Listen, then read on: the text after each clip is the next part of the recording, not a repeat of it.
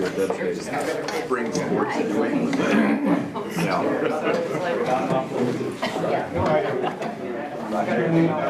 So thank you everyone for coming out on this extra chilly morning. So I'm Shannon King, Public Affairs Manager of CBIA, and I just want to thank the Simsbury Chamber, Lisa, who's not here, and Lori for working with us every year. This is always such a great event. And then I also want to thank the Simsbury Housing Authority for hosting us. This is, a beautiful space and a wonderful breakfast, so thank you. And then I just want to recognize Chip Houlihan. Where'd you go? There you are. You want to say a couple words? Welcome, everybody, and thank you for the CBIA for putting this together, and thanks to our representatives. Not every place is fortunate enough to have them. People come, and this has become an annual event. Kevin's been in office as senator since 2009, John since 2014, and they've been regular participants in this. It's been a well-attended event, and it's helpful for us to understand what's going on there, because behind the headlines that we see from time to time. So thank you for putting that together. Ed, you did such a great job last year and duplicating it this year, and so we really appreciate that support. And thank you. Thank you. Okay, awesome. Well, thank you everyone for coming, and then I'm going to pass it over to the senator to introduce himself. And along with that, if you guys want to give your first reaction to the governor's budget a few weeks ago, just your first thoughts on that. Well, good morning, everyone. Kevin Witkos. Hopefully, I don't need an introduction. If you don't know who I am, then I'm not doing my job.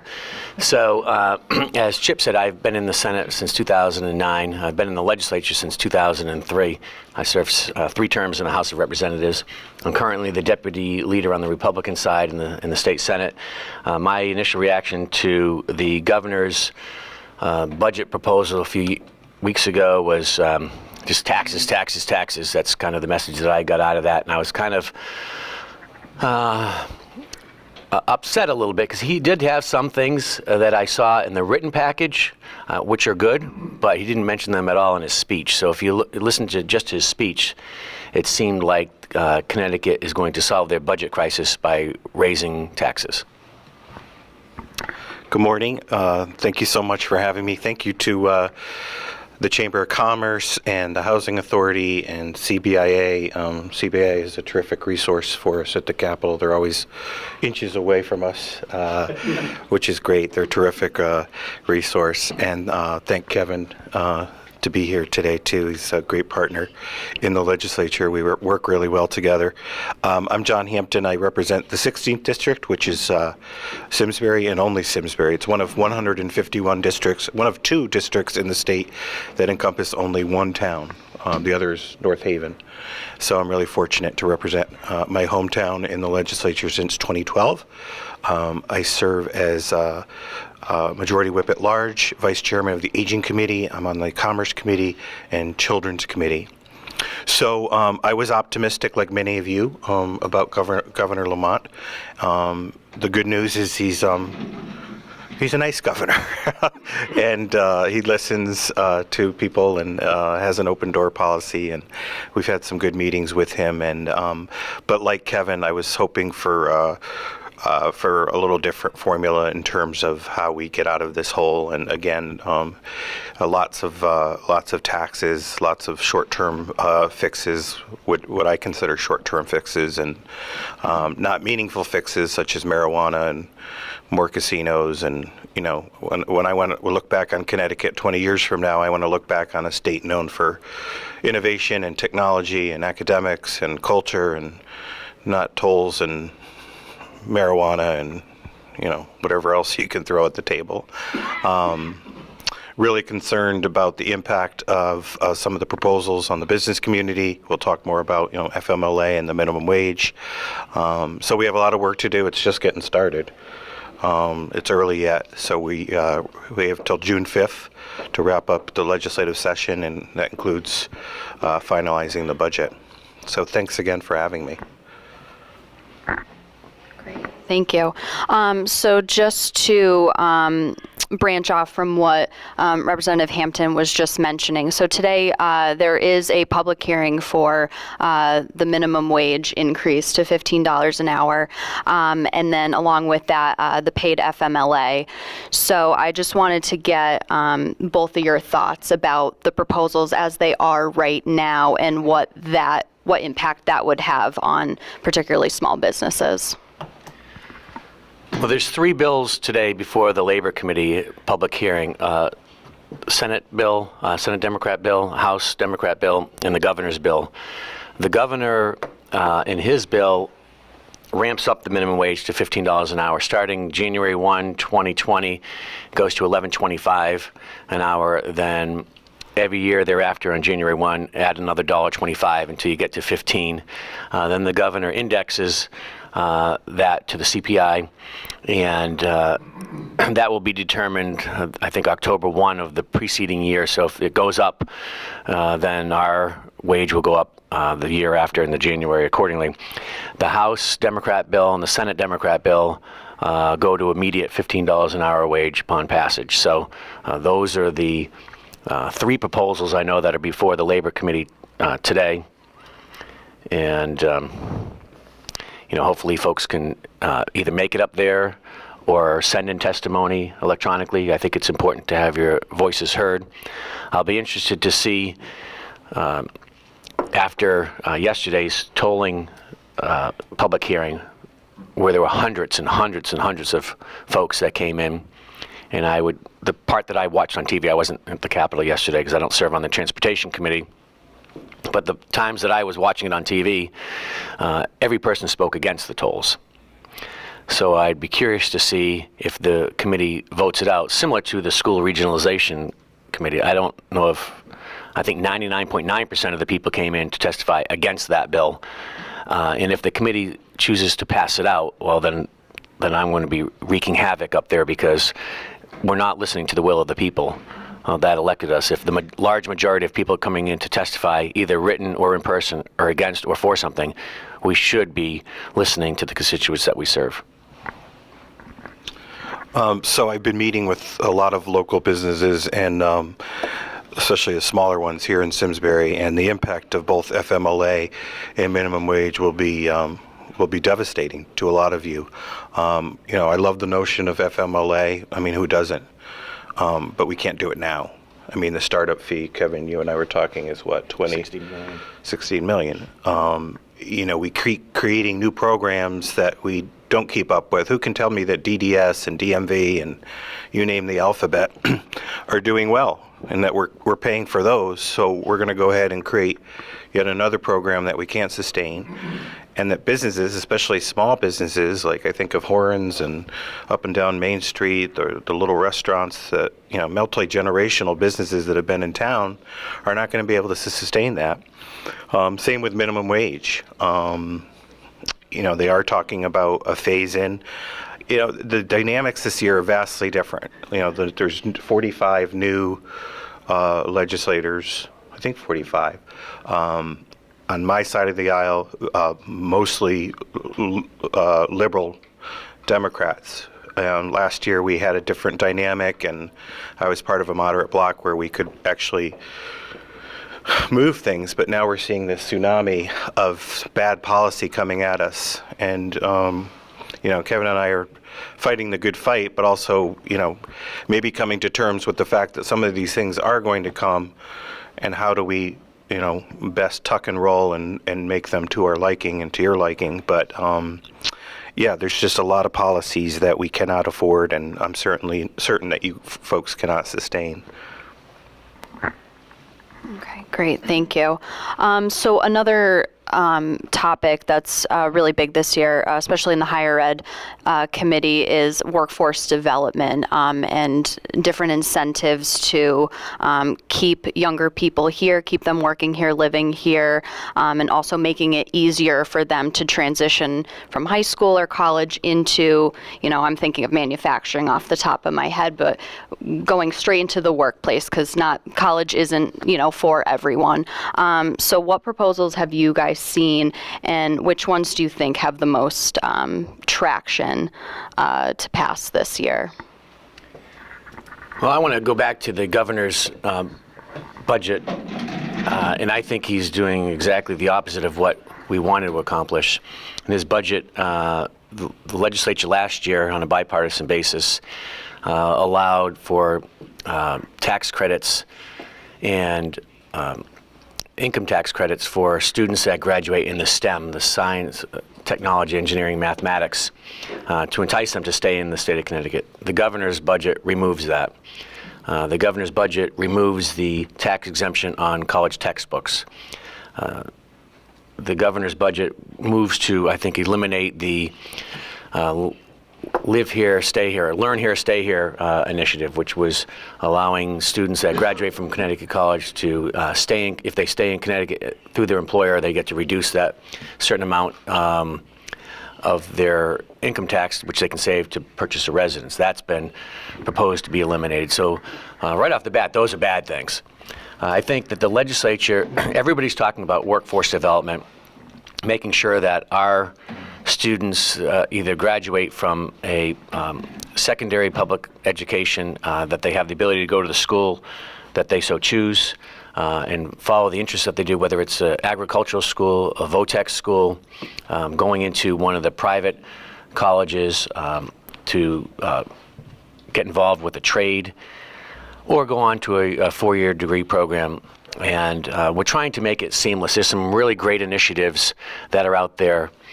For example, in our high schools now, if students want to, they can sign up for this program. I think it's called Step Up, where they can take college classes as a sophomore in high school.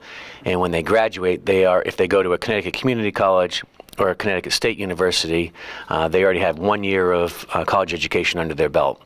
So basically, they're going in as a sophomore when they enter really as a freshman into college. Or if you're going to community college, you already have 1 year of your college education completed.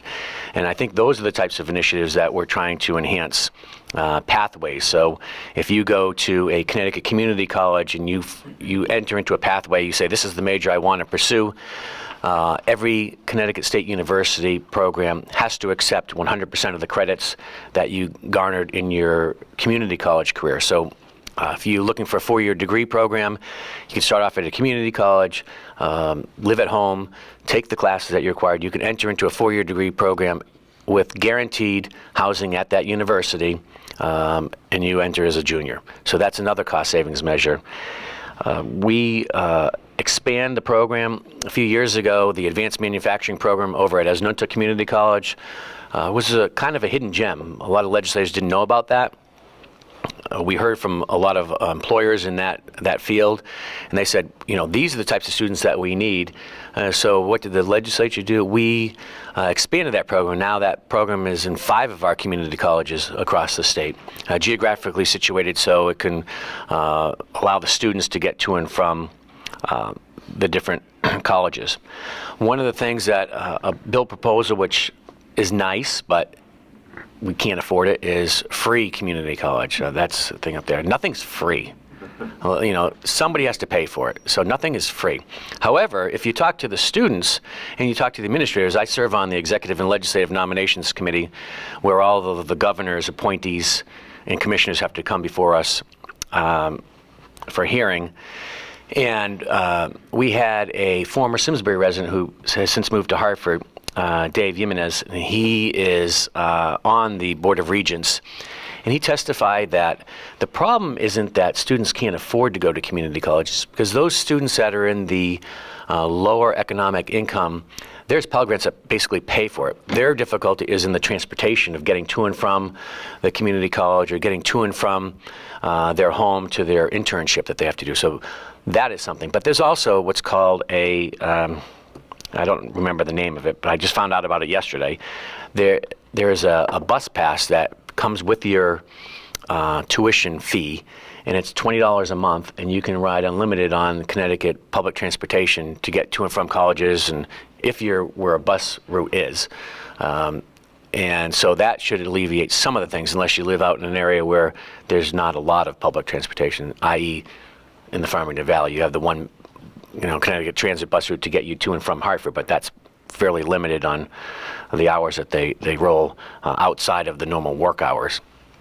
So those are some of the things that we're addressing to enhance our advanced manufacturing, making sure that our students have the ability to go to school, making sure that we reach out to our employers and say, what kind of employees are you looking for? What are the skills that you're looking for, so we can best educate our students to match your needs? Because there are over, I think the last thing I heard was 15,000, at least manufacturing jobs that remain unfilled because they don't have qualified candidates to serve in those positions.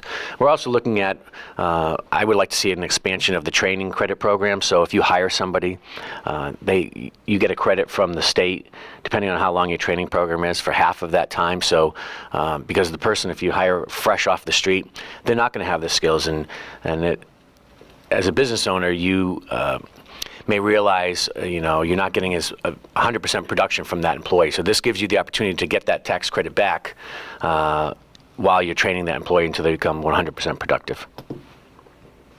Thank you. So anything we can do to keep young people staying here and is important. I think first and foremost is establishing an economy that's business friendly and tax friendly. The biggest thing I heard on the campaign trail was, I can't afford to live here. My kids aren't coming back to stay here. Where are the jobs? So again, like Kevin said, we're promoting apprenticeship programs. A lot of kids don't want to go on to four-year colleges, so anything we can do to improve accessibility to VOTEC schools. I know CBIA, you're promoting some apprenticeship bills, correct? Yes. Did you want to give us more info on that? Which ones in particular? I thought there were a couple. Such as the tax credit? Yeah. Yeah, so we're in support of those, and I believe we've submitted testimony on behalf of those. Got my mouth full. So Bob Duff and I, the Senate Majority Leader, he and I have been working together on a bipartisan basis to deal with apprenticeships programs. And a few years ago, we passed some legislation to increase the number of apprentices that can be held in different businesses. And Connecticut was chosen one of 10 states nationally to participate in a program to allow more individuals to get into the trade programs and reduce barriers to employment. And so this year, Senator Duff and I have a bill in. We're modifying it because we got too much pushback from folks. But the modification will be, if you want to enter into a building trade, then if you don't have any money and you're looking to get a job, it's hard to get in there because there's a registration fee involved just to become an apprentice. And the bill will say that the union that represents those individuals in the building trade, they will pay the registration fee for that individual, and then thereafter the individual will pay their license for the apprenticeship, the journeyman, and then the master licensee. So that is just one more small step that we're doing, which the unions have agreed to say, no, we'll pay the registration fee for those employees that want to enter our specific building trade. But it's amazing sometimes when you think you have a good concept, the pushback that you get from some individual folks. For example, the bill originally was that upon your first licensure, that the individual pay 25%, and then the 75% of that will be socialized over the remaining number of members. CPAs came out, realtors came out, and we were kind of focusing on the trades without realizing all the other licensures that are out there. And so we quickly decided that we're going to change the bill to what I just explained in the forefront. So that was one of the unintended consequences. So it's great to be here today to have the dialogue, so we can, if you could make it up to Hartford to public hearing, because that's where we really hear a lot of the different things, to adjust legislation that is well-intentioned and does the right thing, gets us to where we want to be. Great. Thank you. So yesterday there was, as the senator was just alluding to, a very large and long public hearing about tolls, the implementation of tolls. So I just want to get both of your reactions on that. And, you know, I know Simsbury doesn't have any highways in the town, but, you know, if you're coming from anywhere else in the state, you need to go either 84 or 91 to get here. So if, you know, it were implemented as is, you know, what effect would that have on, you know, this community? Kevin's punting Yeah, it. I know. He's punting it to me. Want to interrupt him again. Well, he's promoting tolls on Hot Meadow Street, so that's why he wanted to. So, you know. So I was listening to the governor this morning on TIC, and he was with the new commissioner talking about tolls. I just think, I think people are so angry, and rightfully so, that in this current climate, that we're just thinking more and more about revenue. And I think this goes back to the governor's address. And from my speaker, you know, there's no talk about reducing spending in government. It's all revenue, whether it's pot or tolls or anything else. So, you know, the devil's in the details, but tolls will impact Connecticut residents. They'll impact Connecticut residents commuting to work, your grandma going to the senior center or a medical appointment. They're going to have a humongous impact on the state. But, you know, we do have aging infrastructure and desperately need funding for our roads and highways. But I would rather look at other alternatives before we turn to tolls, because I think people have really had enough with the piling on, and with all the new taxes coming from the governor. I think people have just, you know, we're coming to a breaking point. Yeah, thanks. So there'll be a toll booth when you guys exit at the end of Virginia Connolly. It's only 4 cents a mile. No, so the math doesn't work on the toll proposal that is out there right now. The Governor Lamont believes that we can raise $1 billion over the next 30 years in tolls. Under Governor Malloy, he had 84 gantries, tolling stations, if you will, and that would raise anywhere around, I think it was $400 million.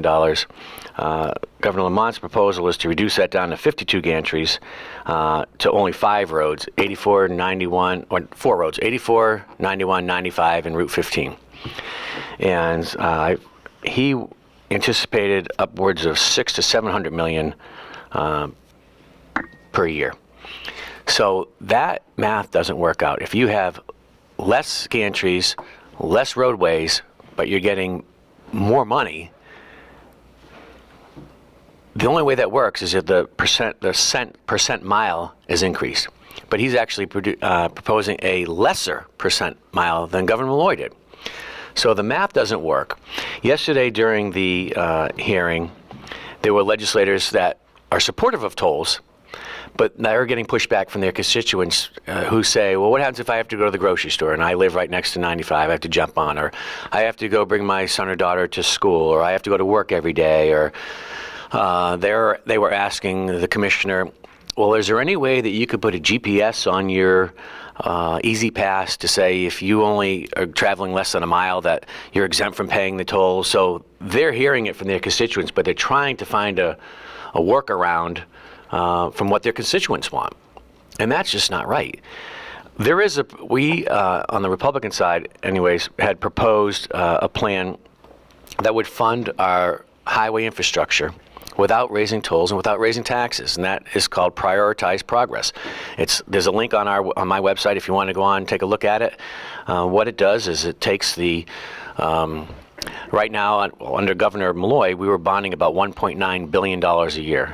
Huge, and I know that Governor Lamont feels the same way. That's why he has offered his debt diet to reduce the amount of bonding to under $1 billion a year, $900 million, somewhere right around that area.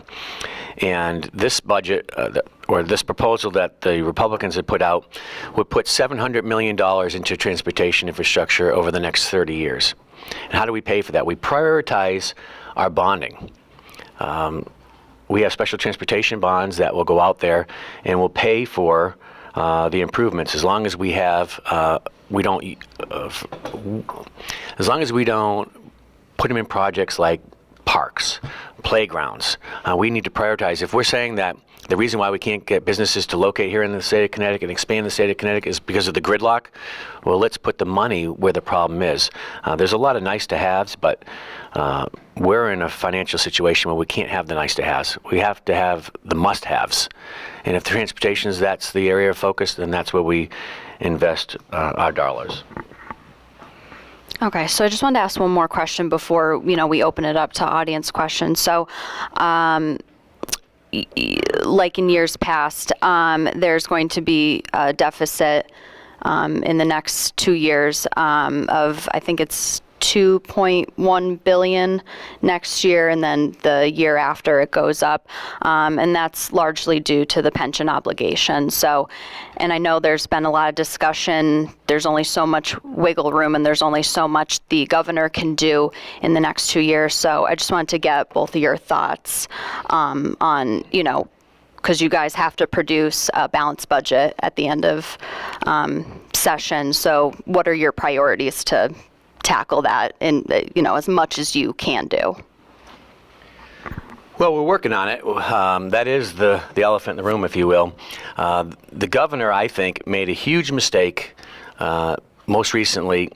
If he wants to set the stage and says, I want the unions to come to the table because what they're contributing now to their retirement plan is not what most people do in the real world. At the most, it's 3% towards their retirement. That's unheard of. I mean, I was a union guy my whole life as a police officer. When I left there 7 years ago, we were paying 14% of our pension costs into the fund. And since then, they've all converted to, since 1995, they've converted to the 401k type plan. So for the governor should have, he had asked the union members to come to the table to talk about that. And the response back was, we've done our fair share, we're not doing any more. The governor had a prime opportunity to send a clear message, and he failed in that respect. I'm going to ask a question here of the audience, and if I could, by a show of hands, how many of you are guaranteed a 7% raise over the next 2 years for each of the years? Okay, 0. All right. Yeah. So we had 2 union contracts come before the legislature. When we were tied in the Senate, we were able to enact a lot of fiscal policies that we had been asking for a long time, or fighting for, and it was only because we were tied that we were able to do that. And when the budgets came down, John supported a fiscally responsible budget as part of the moderate Democrat caucus. However, because of the most recent election, we lost seats in both chambers. And there was a formation of 2 new unions in Connecticut. And the union contract calls for a 7% wage increase over the next 2 years and a $2,000 signing bonus. The governor should have, I don't know what the vote was in the House, but in the Senate, it passed on partisan lines. The governor should have vetoed that message and said, that was negotiated under Malloy. I'm the new governor. You come to the table, we'll negotiate your contract now. That would have set the stage to enable him to move it forward. But his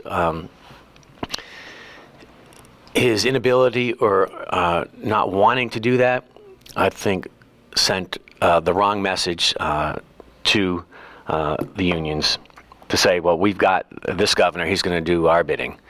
And so how do we correct that problem? There's a pension stability commission that's looking at various ways, but it's basically taking monies from already revenue streams that are coming in. There's a thought about refinancing the teachers' retirement fund. I'm against that.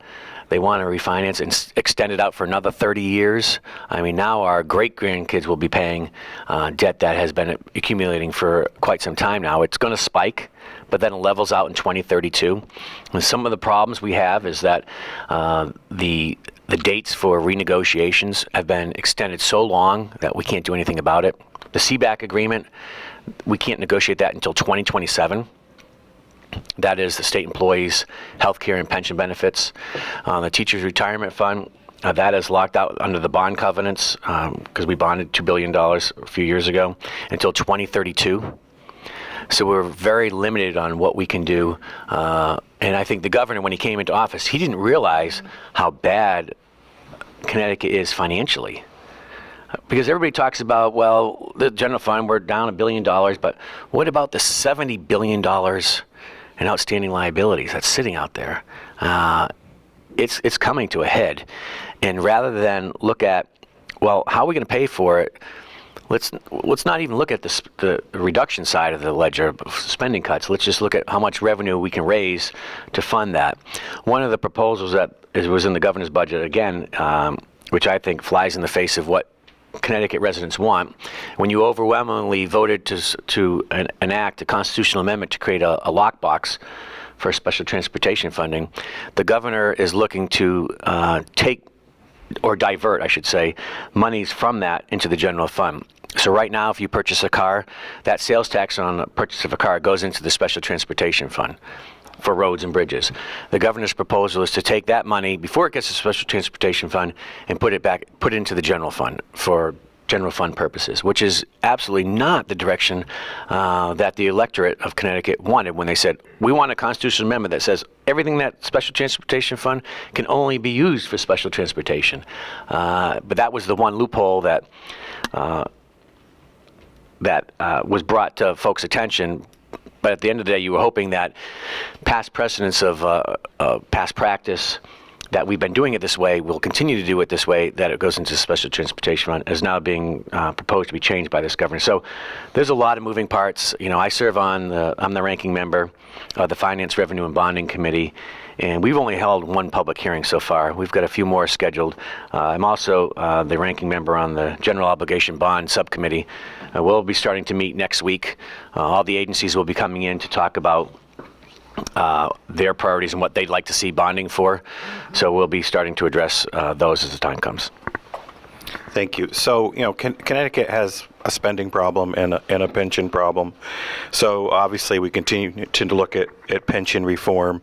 Kevin, I was intrigued by a bill you put in to audit current programs to see if there's, you know, efficiencies to be looked at, look at the waste. And we can't create new programs. We got to take 5 years off and just breathe, let everybody recoup, and focus on our core areas, our needs versus, you know, what our wants are. Our core services are our public health and our schools and our seniors and our disabled. And, you know, I remember the days on the Board of Selectmen, we started zero-based budgeting, line item by line item. You don't base your budget on last year. I mean, if you didn't use your dues and subscriptions last year, well, you're not going to have them this year. We have to go line by line and look at the duplication of so many services, the redundancy. I did put in a bill to consider the some of the recommendations of the Commission on Fiscal Responsibility and Economic Growth. Bob Petroselli was here last year, and there's a lot of good ideas in there. One that I'm intrigued by because I'm in the nonprofit profession is utilizing our nonprofit agencies more that do a lot of the services that government provides, but at a much lower rate. And certainly there's savings to be found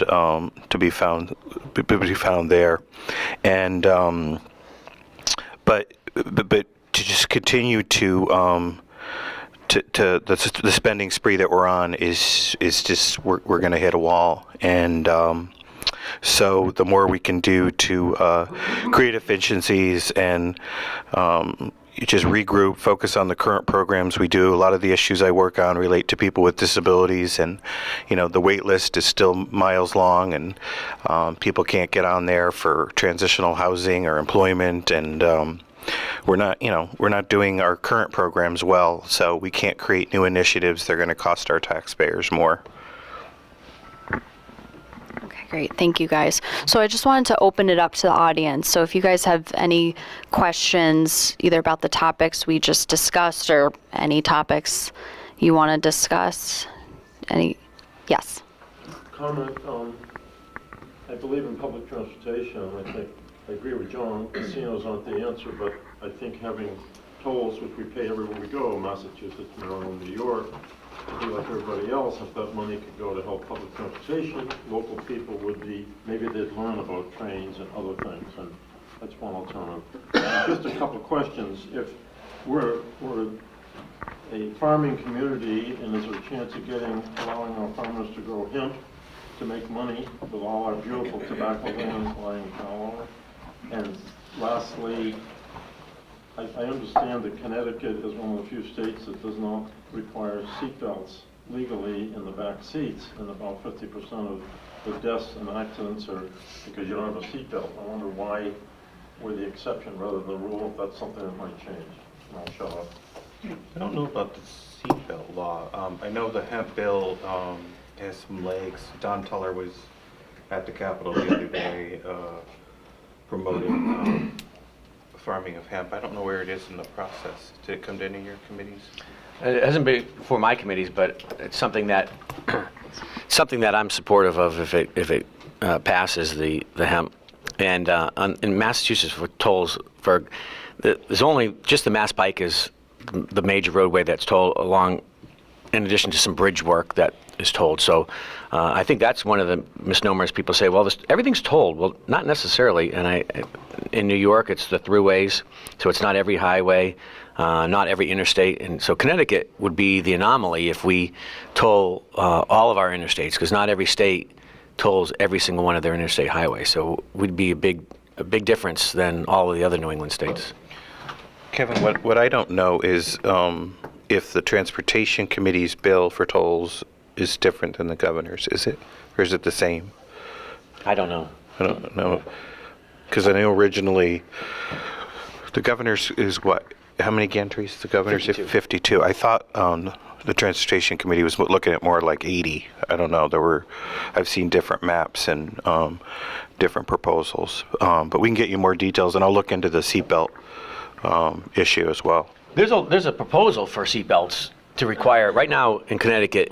If front seat passengers are required to wear a seatbelt. If you're under 16, you have to wear a seatbelt if you're in a rear seat. If you're over 16, you don't have to wear a seatbelt. There's a proposal to do that. There's a proposal to mandate helmets on motorcycles in Connecticut. A couple different variations of that too. So we'll see where that goes. School buses too. That one always comes up. Seatbelts on school buses. Too expensive. Anyone else? I have sort of comments and observations as a business owner. One of the questions I have is the overtime pay rule, where policemen like yourself and other people work their tails off for the last 3 years before they retire, and that all that overtime money is figured into their pension. And I think that's totally unfair. I think that needs to be looked at, where what your salary is what your pension should be based on, not by cramming in the last 3 years of your hard working to, get a very large pension. I think that's very unfair to the taxpayers. And I don't understand why things like that are not being looked into, because that only adds to an additional expense. Another comment I have, I believe it's based on what you had said, John, earlier about the dues and subscriptions. Now, I'm in the electronics business, and I get contacted by schools and different municipalities, and I always get this phone call in like late November, early December. I have $5,000 left in my budget. If I don't spend it, I'm going to lose it, and then they're going to give me less money next year. So, and this is quite common with schools and a lot of other facilities. I don't understand that thinking either. So what happens is they go in and waste $5,000, and then they are able to get an increased budget for next year, saying, hey, we spent all the money. This is another area of waste that does not make, even though it's beneficial to me, I kind of feel terrible doing it, because they don't buy it from me, they're going to buy it from somebody else. What I would propose is that if I had, say, a $5,000 budget for my particular department, and I only spent $2,500 this year, I should have that $2,500 carried over and maybe have another match of another $2,500 to bring me back to $5,000. You know, that's a lot of money. That's a 50-60% waste, where the people in these particular music departments and different areas should be looked at, because there's no reason to spend money just because you have the money in the budget. That money should go back for the next year, for the 2019 year, and yet maybe only give them $2,500 instead of $7,500. If you do that on a department by department basis in every single school in all these different municipalities, that's a lot of money that could be saved, just simply by knowing how to run a business. You know, it kind of really gets me that a lot of these people are college educated with their masters and PhDs in finance, and they know how to run a business. I think the government and the state is really a business. It's really not just a local, you know, entity like it was back in 1645, you know, when we started settling into Simsbury, where we're here to help each other as neighbors. It's a totally different thing now. And why this keeps going on, I don't understand how people who are highly educated don't see all these little holes that are going on. The other thing is the taxes. Now, I don't mind paying taxes. It's like, well, what was it, like the last 4 to 8 years when government Malloy was coming in, we were short, what, $1 billion or $2 billion, so we raised all these taxes, and we're still short $2 billion, $3 billion. I think myself that they're not looking at how to handle money. And I'm going to give you a small example from my own business. So at one point I had another person handling office supply products for my store. And for many years, we have these things called job tickets. And when I recently found out, about 3 years ago, I found out that it cost us $1 a piece. I said, $1 a piece for a tri-part job ticket. We go through, like, you know, maybe 15, 20 a week. So looking at that, I said, that seems ridiculous. So I went and looked into it. I was able to find a similar product. Instead of $1 a piece, or basically say $100 a hundred, I'm now getting $15 a hundred. Just a matter of knowing how to shop to look at what we need. The other person tried to tell me, oh, that's what it costs. I said, no, it don't. So we got to look into this. So again, I shaved a fair amount of money off our office supplies by looking at what the real costs are. And am I getting like kind for like kind? And I think those are areas, again, where if these people are highly educated finance people, they should know this stuff. You know, those are some of the things that, you know, you can raise taxes again, but if you physically don't know how to handle money and apportion it out, you could borrow another $10 billion in taxes, you're going to still be in the same hole. And I don't understand, you know, how these people don't know how to prioritize how much money is coming in to how much is going out. Sure, you try to be kind to a lot of people who need help, and I'm totally for helping the elderly, the handicapped, and sick people who cannot physically help themselves. I believe that we should help those people. But I think far too many people are, in my mind anyway, it may be wrong, but I'm thinking that far too many people are getting benefits off the state that don't deserve them, and I think that needs to be looked at much more. You know, but that's the thing there. You know, with the tolls and you know, all that stuff. I mean, yeah, if that's really going to help, then maybe some version of that, you know, is going to be helpful. But I think that we just really need to look at how we're handling money. You want to say anything? I wrote down a whole bunch of comments, so I'll go. So last year I put in a bill to exclude mileage and overtime from pensions, and it was a very cold day in the labor committee for me that day. So that has not proceeded, and it's ridiculous to include mileage and overtime and pensions. But what you're talking about is very intelligent. That a business owner and somebody with a household manages their finances based on economies and efficiencies and what they need. You know, they don't go on a cruise to Bermuda before they put a new roof on our house. And Connecticut has gone into that mentality of that, we have more checks, so we can just keep spending. I mean, that's why I recommend the zero-based budgeting, an audit of all of our programs. And you're right, there's more and more examples of the I don't think the Appropriations Committee is asking the right questions, by committee. Did that program really work last year, or that expense? So it didn't. Okay, well, we're not going to put it in this year. And it seems to be the mentality of, okay, what do you need more this year, as opposed to how we can be more responsible. So I want to address a couple of your concerns, Bob. On the spiking of pensions, that is part of a collective bargaining agreement, generally how they determine what their pensions are. And that's negotiated by the executive branch. And we've tried to pass laws that says when that collective bargaining agreement is up for renegotiation, spiking will no longer be allowed to take place in the figuring out what their final average base pay is.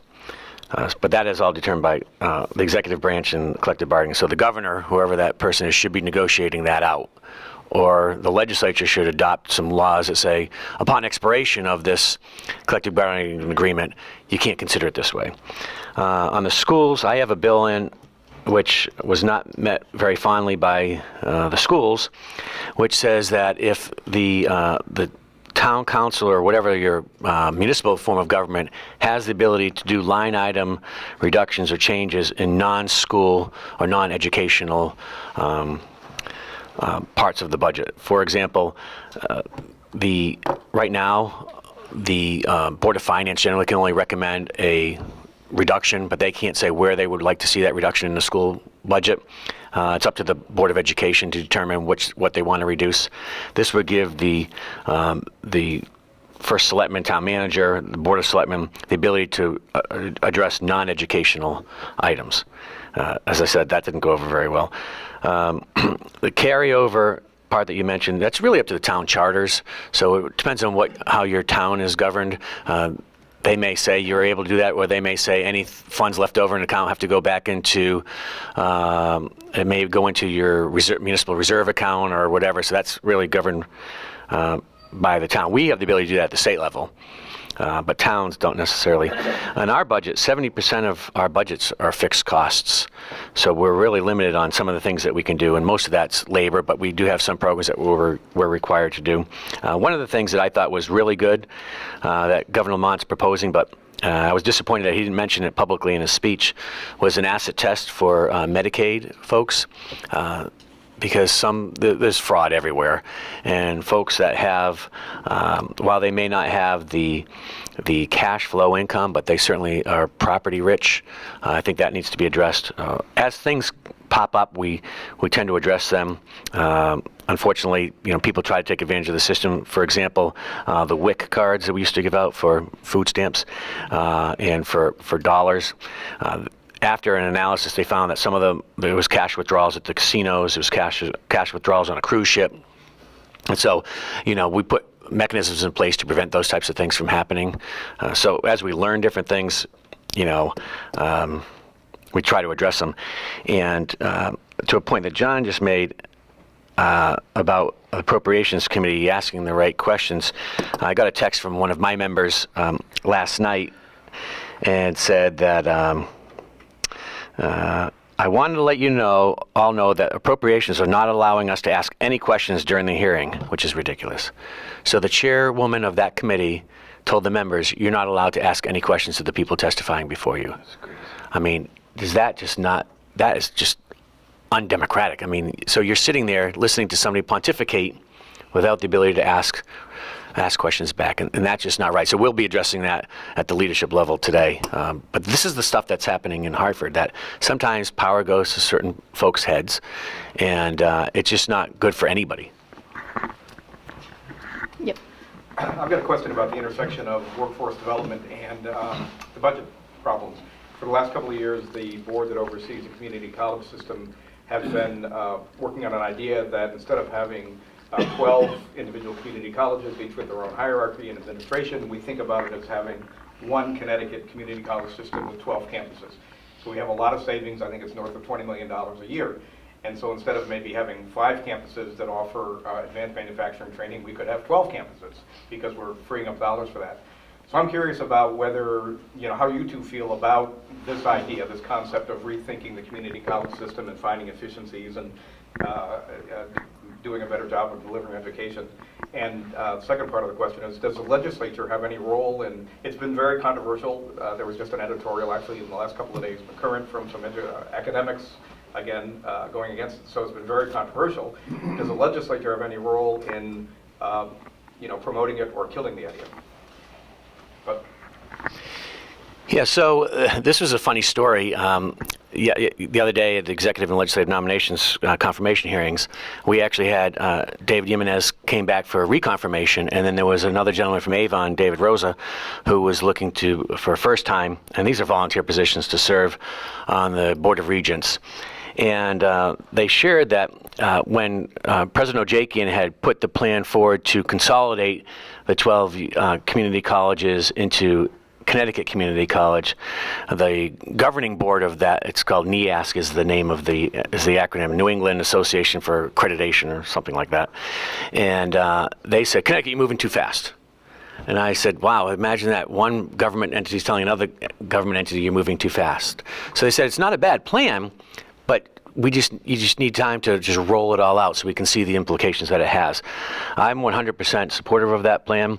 I think that it allows for a heightened. We will be the second largest community college in the country once this plan is approved, and I have no doubt that it will not be approved. And I think it just elevates the degree that you receive from the community college program. And I think President Ojakian is doing a fantastic job. The Board of Regents went through some tough times with different chancellors and presidents that they had, and it's under his stable watch, I think, it's starting to realize the benefits of that. We are advertising and interviewing 3 regional presidents right now for the community colleges. The positions don't even exist yet, but we're advertising for it on a national basis because they want to have 3 regional presidents to see over all 12 colleges, consolidating human resources, consolidating payroll, et cetera. So we're moving in the right direction. We're absolutely looking at saving that. But on the other side of it, which is very disappointing, is that I'm told that the AAUP, the Professors Union, is going to hold a rally tomorrow and may come out with a vote of no confidence against President Ojakian. So I'm meeting with President Ojakian today. This was previously scheduled to talk about the plan. I'm fully supportive of it. I think it's moving Connecticut in the right direction. It holds down the cost so we don't rely on jacking up student tuition, because that will be a barrier for everything we do goes towards tuition increases. So to address your concerns. Yeah, I think it's a great idea. I support it. Anything we can do collectively, regionally, is a great idea. And I was meeting with about a group of about 15 meals food programs the other day, and they all have different budgets, different parts of the states. And I was wondering, gosh, I wonder if there's a possibility, Ed, you could probably speak to this better, of them consolidating into one organization. It might be more efficient, economical. Do you have all these moving parts? And I don't know if it's possible, but anytime we can look at regionalization, cost services, of course in some areas that's a dirty word. You've seen the bill, I'm sure you've heard about the bill of regionalizing our schools. You should see the emails from Simsbury that I'm opposed to the regionalization of our schools, which we can get into, but that particular program I'm very supportive of. I just wanted to mention, John mentioned the regionalization of schools. I represent 11 communities, and I happened to be to speak to the Granby Board of Education a couple weeks ago, and one of the board members kind of was very stern-worded with me and said, we should be regionalizing. Kids should be able to come to Granby. And I said, well, what makes you think that Granby is going to be the host community? As you may go to another community. And Simsbury shouldn't rest in the laurels saying, well, we've got 25,000 residents in this town. We're going to be the host community. You may not be, because it's undetermined at this point who will be what. So back to, while I don't support necessarily the regionalization of schools, are there opportunities for shared services with schools? It might be controversial, but, should Simsbury have one superintendent with 4 deputy superintendents? Maybe we should be looking at one superintendent for 3 towns, things like that could work. Avon, Canton, Simsbury having a superintendent. There might be other areas to have efficiencies. Couple of things. First, community colleges. Underscore, underwrite, headline, big caps, community. So you want to go down to 12. We already don't have appropriate transportation infrastructure to get these people around. So you're going to run into the same problem you have with people with respect to finding jobs. Can't get there. So yes, you can do things like combine human resources and things like this overhead type things. But to get rid of a lot of the campuses, I'm not sure that's appropriate. No, 12 is what we have now. We wouldn't be getting rid of any campus. Oh, so you'd be keeping all the campuses and just, okay, all right. And then, one of my pet peeves, I'm tired of hearing that the automobile dealers don't want Tesla in. We are now in the year 2019. This is not 1904 or 1919. I think the legislature has to take a very strong stand and say this is absolutely stupid. Because what's the next step going to be? Tesla's now going to sell online. Are you going to say that Connecticut residents can't go online to buy this? I mean, this is really, it's getting really silly, okay, in my opinion. The problem with the liquor stores. And so there's another issue. What's the problem? Isn't the minimum bar? Minimum markup. Yeah, I mean, nobody stepped in. I used to own a picture framing shop. Nobody stepped in when all the big boxes started opening up picture frame stores. Our prices are as good as anyone else's, but we can't compete with the hours. So why are we giving special to liquor stores or other businesses like the auto dealers and Tesla when you're not really protecting anyone else? Some of those are gone. 15 years ago, there were, I don't know, how many, 60,000 independently owned frame shops in the country? That's down to about 15,000 now. Those aren't good statistics. Tolls. You're doing, I don't know who's supposed to be presenting the PR and the marketing on tolls, but they're doing a pretty poor job. Because I believe the way Massachusetts has it set up on the turnpike, if you come on for an exit, in most probability, I don't think you get charged, recognizing that. So the story you mentioned and someone complaining, they're right there, they get on for an exit or two. Depending on where the gantries are, that could be solved fairly easily if you have the right civil engineers and everything working on that. And the problem with using bonding, that gets you an influx of money initially, but don't you have to pay out to all these people who bought the bonds? So where's that money coming from if you used it all and you're not earning anything on it? So, back to the college courses that sophomores can take within the Connecticut colleges community. I would assume that's the community colleges that would, they take it to community colleges, but then the credits could be transferred to the state colleges like CCSU. They take them into high school. So Simsbury High School coordinates with a local community college, and the teacher instructs that class. So when you graduate from Simsbury High School, if they participate in this program, you can have a full year's worth of. Okay. Let me direct it, but I just want to tell you, it's high Okay, school. all right, but then the state colleges, CCSU and that group, and UConn would have to accept the grades? I don't know about UConn, but I know that, and the CSCU, the 4 state universities and the 12 community colleges. Okay, now UConn is is a state-funded college. But it's not part of that. That seems a little bit silly that they shouldn't be able to accept the credits. And when they accept the credits, is there a grade limit they have to achieve to do it? You know, there should be.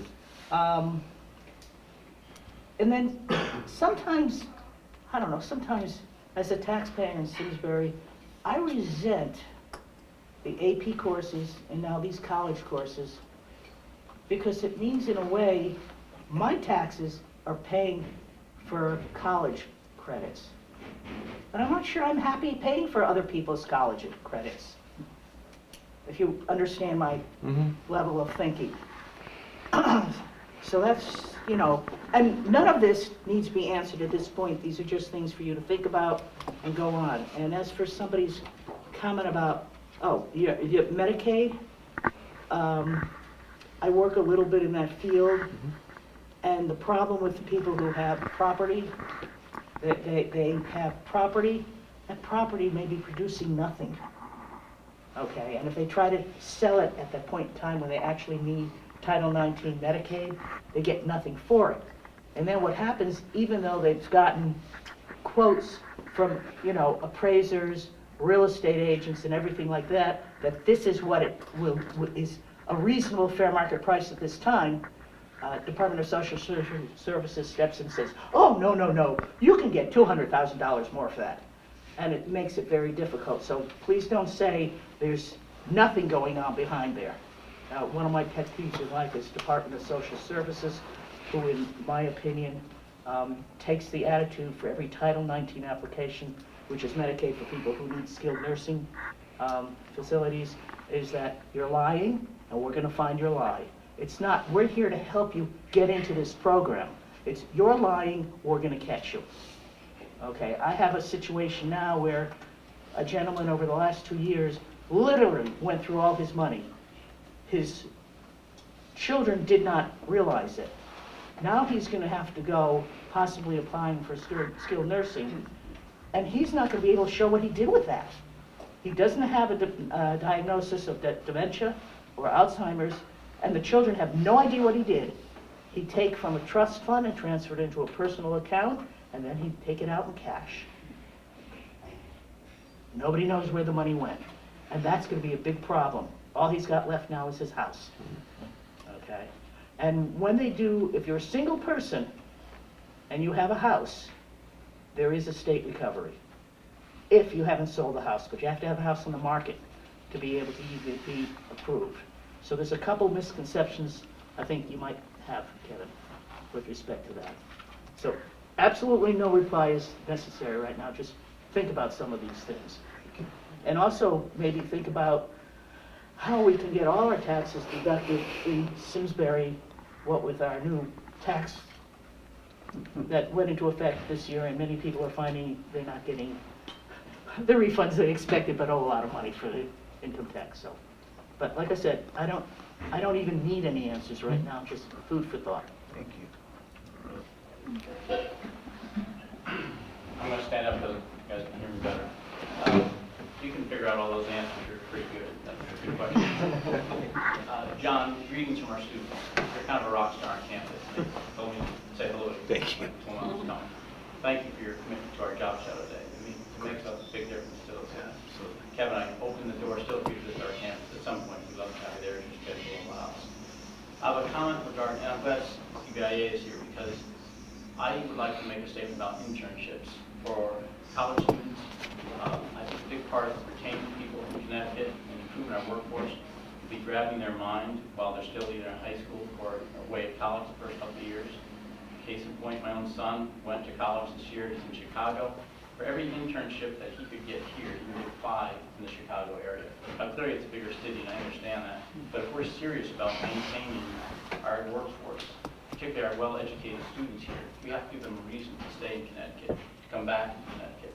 And that graduation time, summers over their college years, the time we get their mindset. So anything we could do with the UTC, with an ABB, with an Witkos, you name the industry or the manufacturers or whoever it might be, if they would step up with internships. We have very qualified students at our school, and we're a small school, but the high school and the other public schools and private schools in the area, I believe that we could fill those internships with very qualified people. And I'd love to talk to some of the manufacturing or some of the representatives from the large corporations. So these guys grow up thinking, I'd love to come back to Connecticut, because right now, they can't wait to leave the state because they think all the opportunities are in Boston, New York, Chicago, LA. It doesn't have to be that way. And it doesn't have to be with just the large people either. It can be with anybody. And I also will comment that while we stress STEM skills, and sorry, I'm Adam from CBIA earlier, while we stress STEM skills and we want to have kids have some project-based learning and relevance to what they're learning in the classroom, everybody needs to start somewhere. So if you have a job this summer, counting inventory, answering the phone, basic business skills, everybody needs to start somewhere. So while we stress STEM skill and STEM enhancement, I still think you need professional skill development too by students. And there are jobs, I think, that you all have that these folks can do. And even if it's minimum wage, it's a first job for some of these students. And they have to go into the workplace and see what the workplace is like. That's my 2 cents. Thank you for your comments. And not everyone, we do the job show. They have 60 high school kids every year that come be a part of most of our local communities here. And not all 60 of them are going to be your best qualified student. I understand that. But create an internship and let me put 5 kids in front of you. You pick the one that you want, because they are kids who will develop and stay here in Connecticut. If we want to have an infrastructure, I'm not talking, this isn't an easy fix. This is a 5, 10, 20-year fix. This is a generational fix. But that's what we're going to have to do if we're going to right the ship.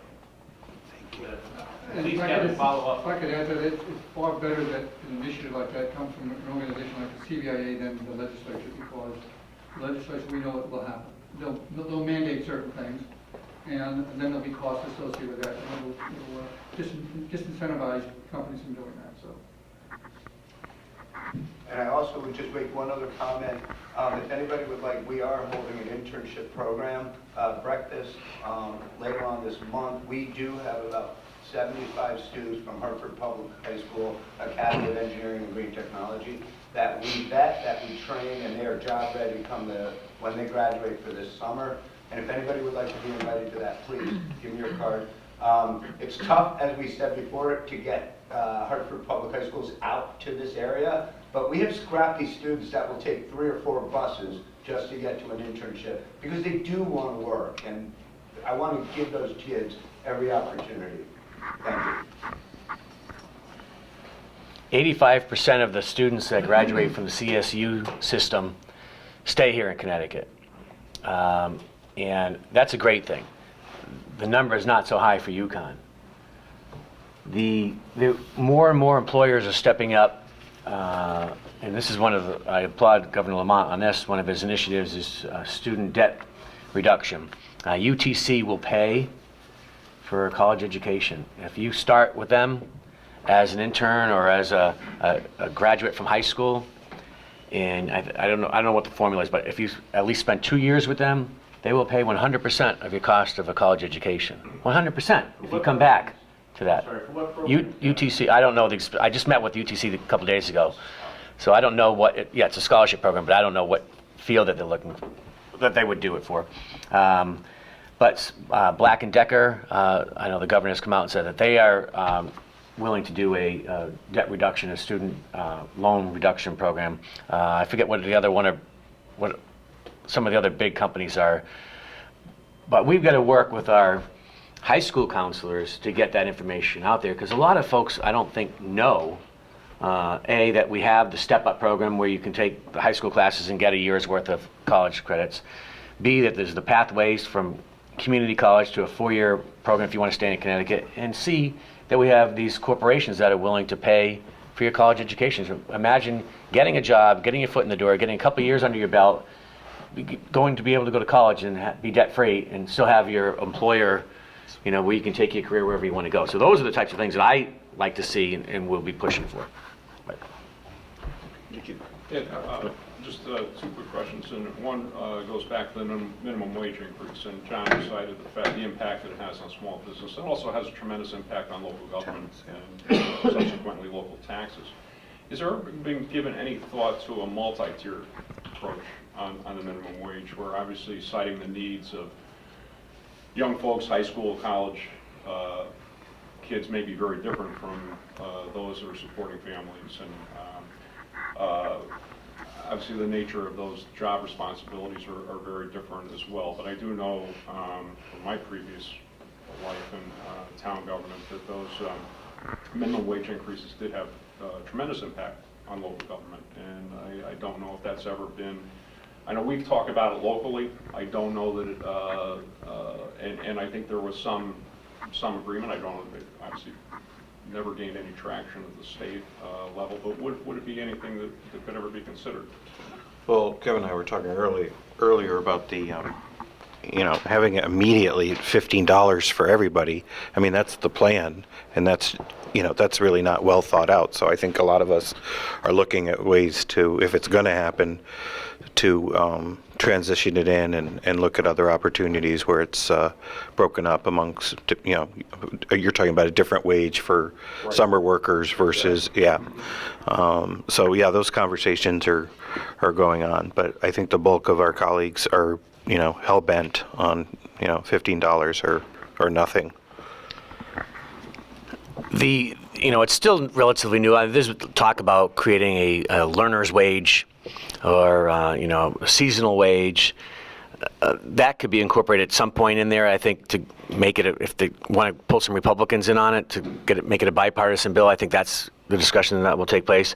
And the governor's bill, actually, although he steps it in, his bill says that right now, if you hire somebody that is under 16 years of age, like in a grocery store, you can pay them less than the minimum wage. He prohibits that in his bill, and he actually prohibits any reduction of the minimum wage to anybody under the age of 18. So he closes the door on creating a learner's wage and doesn't allow for any reduction of hours or part-time in his. It's just, this is the step and phased-in approach to get to 15 versus the other one's immediate. But there's room for negotiations in there. I think today's public hearing will flush all that out, and then we'll see if it moves it forward. But it's something, they have the numbers to pass it. But we'll see what we can do to make it, I don't know, right, measured to some degree and have some sense of reasonable approach to it. Speaking on this minimum wage and hiring and stuff like that, now is the Workforce Alliance still an active program?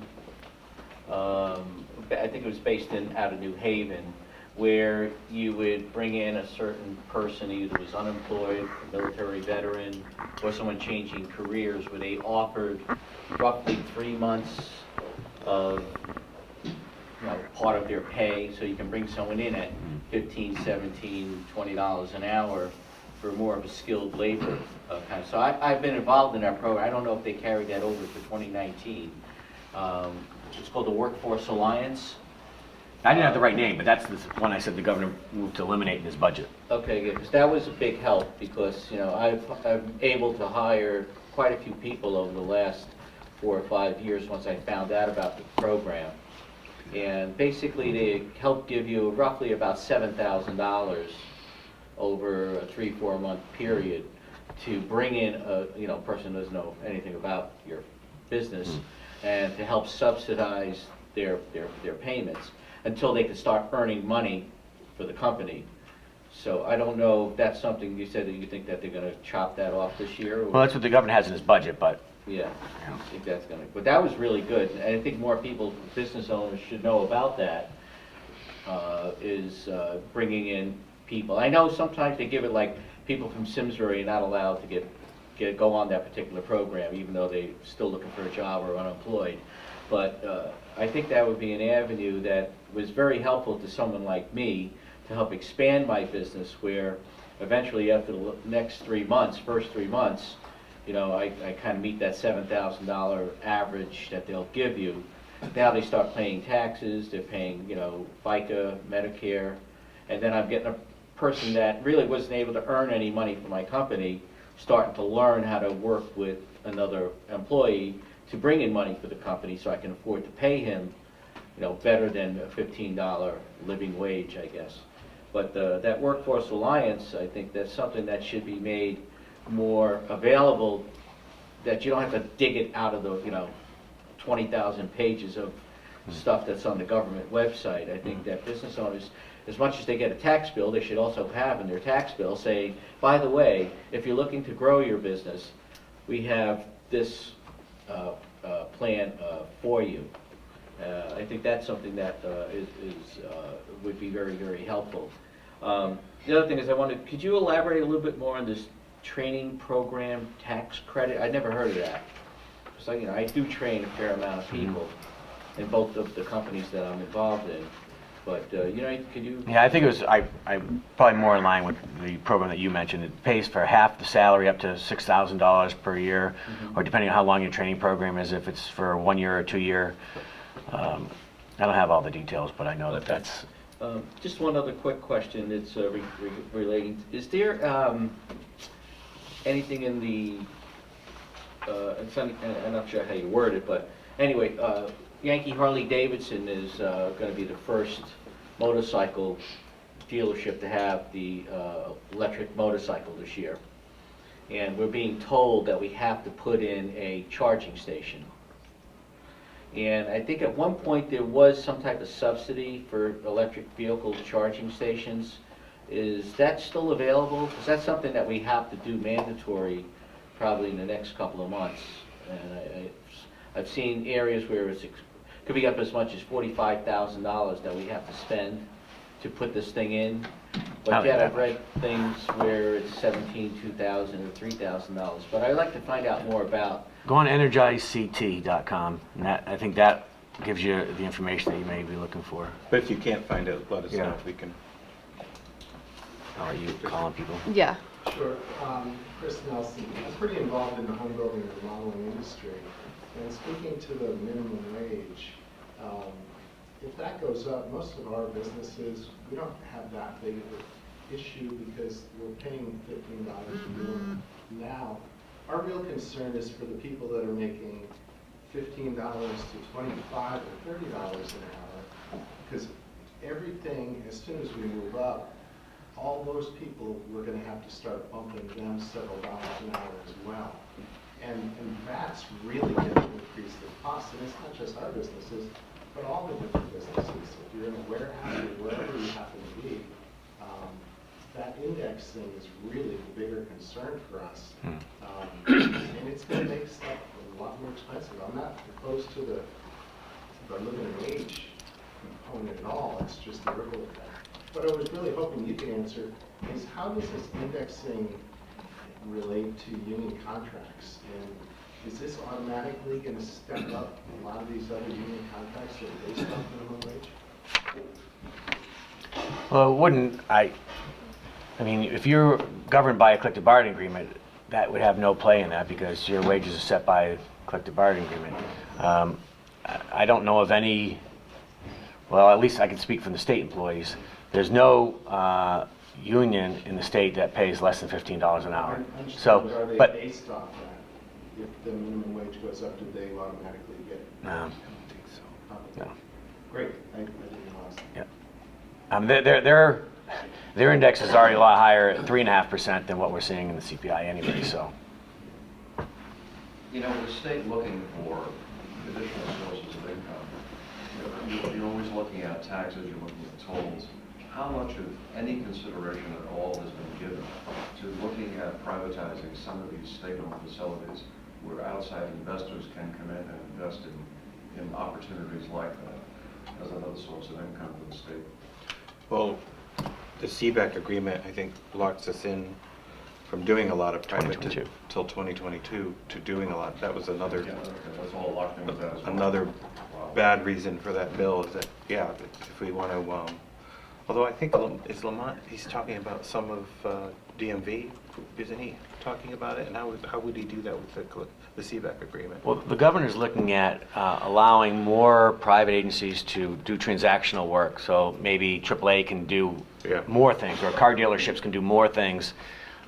We do have an attrition where people are retiring, and those positions may not be replaced, so that wouldn't run afoul of the no layoff clause.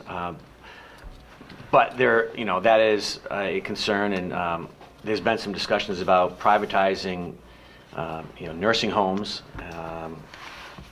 But that's a fight that, as we move towards 2022, you're going to see really ramp up in Hartford, I think.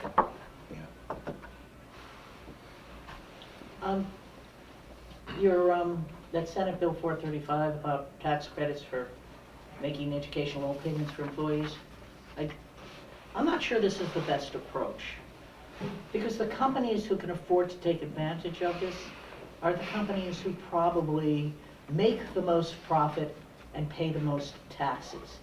And I'm not sure that paying a loan for an employee is teaching them responsibilities with respect to their obligations. Perhaps it could be more something like, yeah, they can do this if they want to, it's part of the employee's package.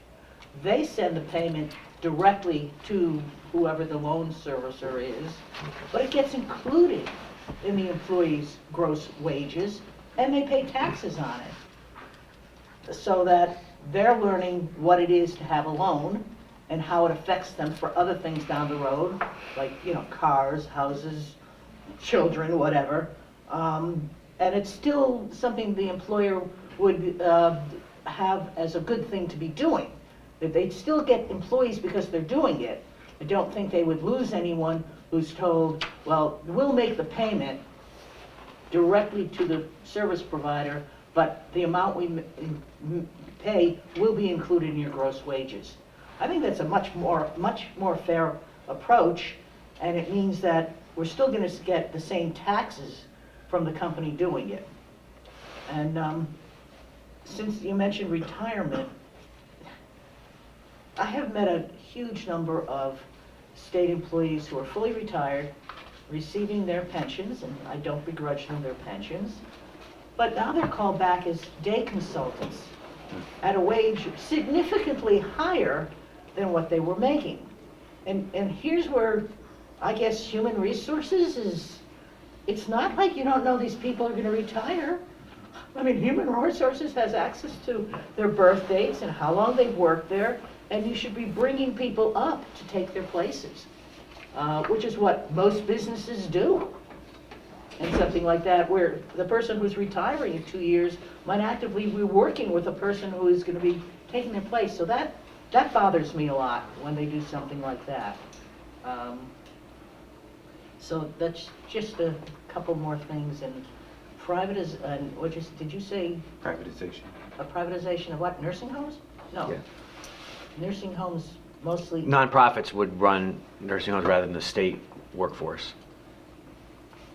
The state workforce doesn't. Unionized. Unionized versus non-unionized nursing homes is the big. A lot of the nursing homes are not unionized. That's one of the problems. No. Majority of them are unionized. Okay. We have our statutes prohibit anybody that retires and comes back to work more than 180 days. I know Governor Lamont wants, when you retire, enjoy your retirement.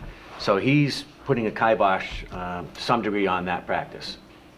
I support that. But sometimes, depending on what the field is, you may need somebody that has that expertise.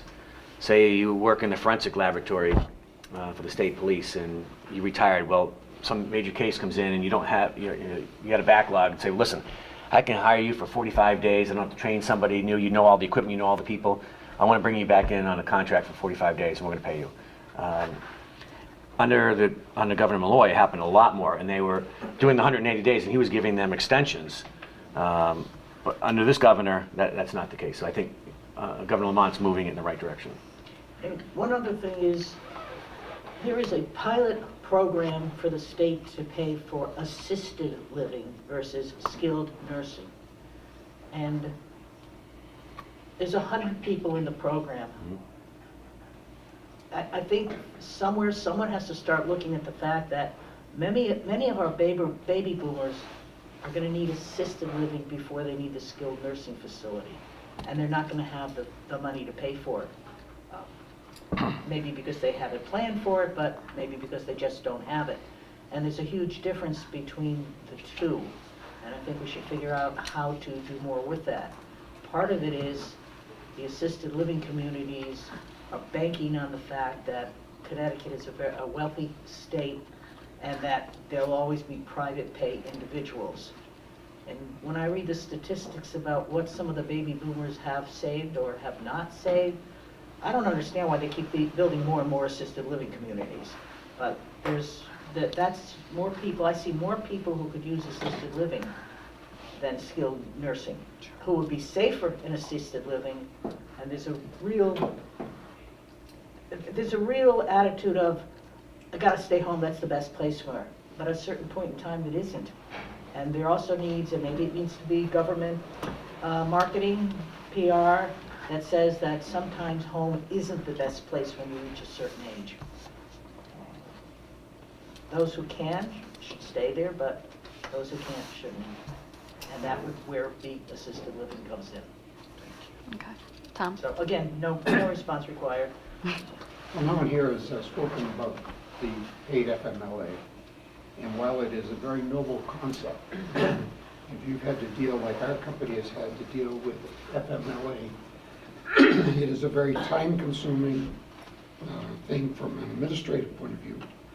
Excuse me. And my concern is, now this is going to be spread down to very small employers, and they don't realize how expensive it's going to be, and eventually it's going to be pushed to the private community.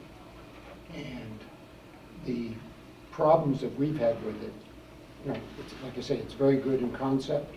A number of our people have used it appropriately, but we've also had people use it abusively, be out almost 12 weeks every year. And meanwhile, you're paid in their health benefits, or everything else, the 401ks, all that sort of stuff. And it's very easy. It can be that they have panic attacks, sleep deprivation, all sorts of things qualify for it. And I think that the state is going in with blindfolded as to what it's getting into. Just to get a person within our company on the FMLA, human resource person has to spend 2 to 3 hours in ongoing supervision. It has to go and monitor it. And I don't know how the state is going to be able to do that and pay it out of a fund. How are they going to take care of the person's medical expenses or towards their medical bill? How about the attachments on their pay that come out of our people's pay and that sort of stuff? It's a quagmire, and I'd say the state ought to approach it very, very cautiously and very limitedly to start with. Say maybe for the birth of a child or something like that, and see how the program develops. So panic attacks and sleep deprivation, I've got that. So I'm gonna take 12 weeks off. I could probably find you a doctor that'll follow. Thank you. But yeah, I mentioned earlier we can't sustain that. We can't. The upfront costs to begin with for the state are enormous, and we just can't afford more layers of programs. And yeah, I've met with so many small businesses and folks like you that it's going to have a humongous impact. I was talking to some of the Main Street businesses, Weldon Hardware. I mean, they've got 6 employees maybe max. Devastating.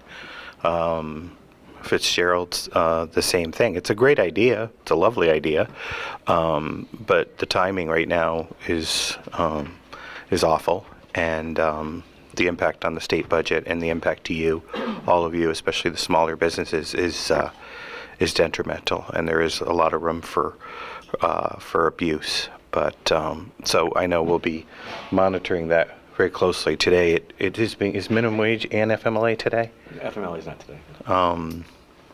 But labor's bringing up minimum wage today. But we'll keep you posted and certainly be advocating for you. Tom, I don't think that they're going in blindsided, because I think they know exactly what they want. With the exception of John and a few other moderate Democrats, they don't care what the cost is. They want to be able to say, we have this program here in Connecticut. It's unsustainable. It's going to cause more disruption to the workforce on the private side than anybody would ever think of. Especially, I met with AARP about a month ago, and this is one of their main priorities. And I said to them, why are you in your organization getting involved in this?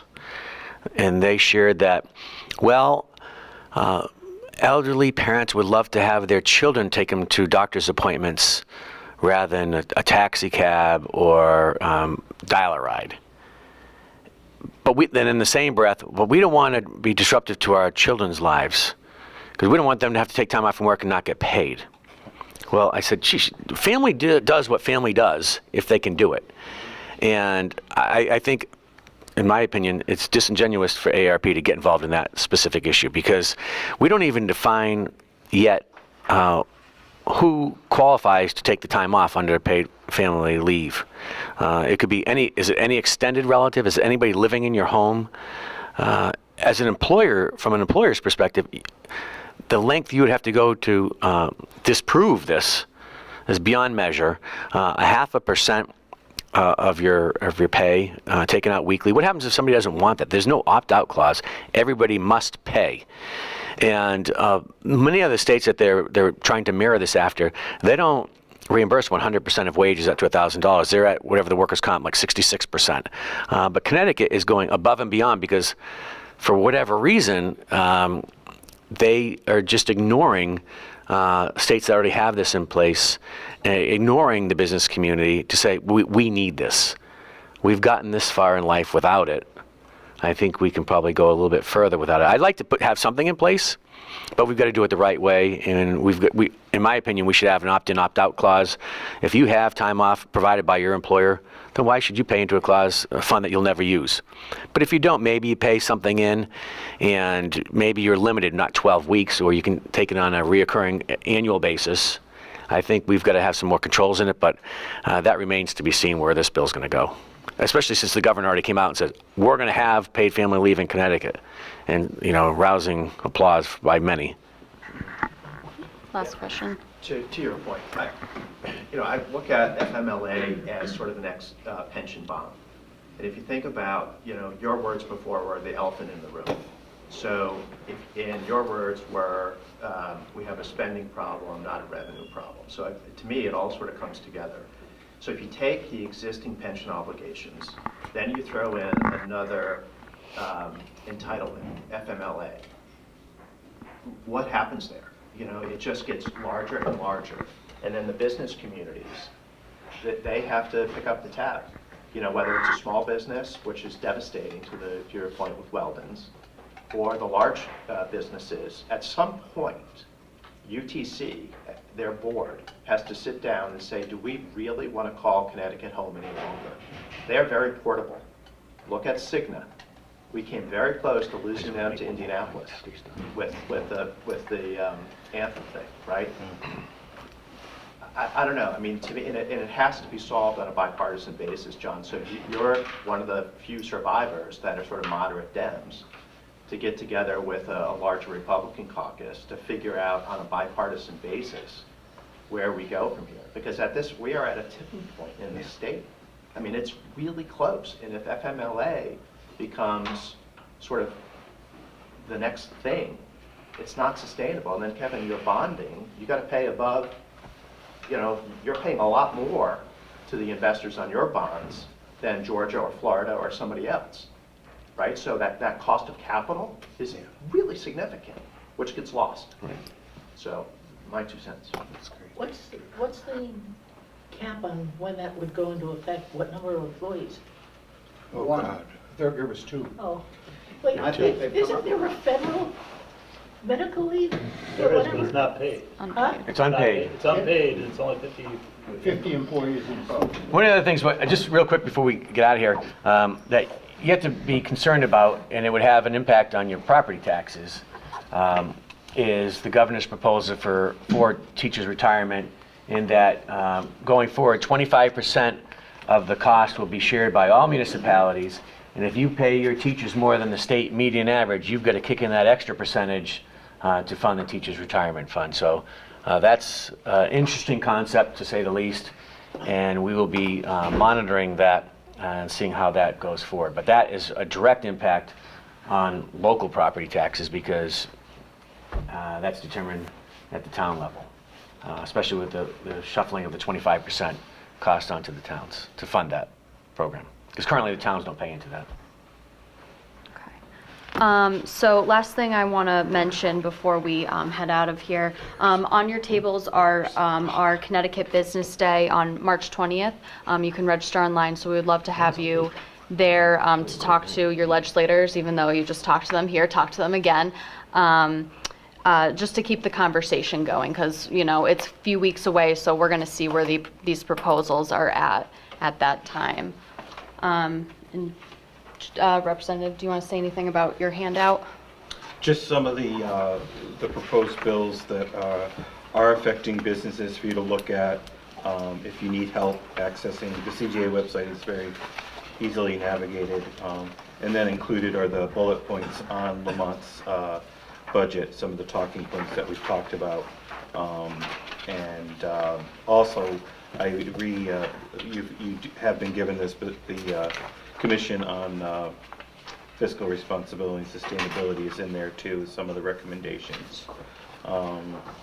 So feel free to contact us anytime. I know I see a lot of you, and we're always willing to meet privately and hear from you in person or on the phone. And we're here to advocate for you. We appreciate all that you do and give back to our community here, and really appreciate the Simsbury Chamber and CBIA and the Housing Authority and working with Kevin. And please count on us to be your advocates, and do come down for Business Day. We usually don't get a lot of Simsbury peeps for Business Day. We got to get more of you down to the... Yeah. Definitely. All right, well, thank you so much, Senator. Representative, we appreciate you being here on, busy week. And thank you all for being here. Thank you. Thank you.